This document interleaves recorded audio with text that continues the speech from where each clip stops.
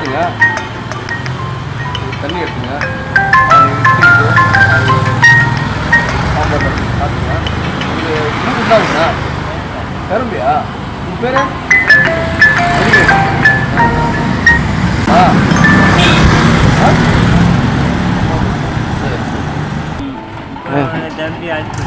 என்னண்ணா ஆக்சிடென்ட் ஆயிடுச்சா? உங்களுக்கு அடிபட்டுருக்கா உங்களுக்கு? பார்த்துங்க. ஏதாவது எனக்கு ஃபோன் அடிங்க இந்த நம்பருக்கு. ஏடிங்களா விட்டுப்பா, இந்த நம்பருக்கு ஃபோன் அடிங்க.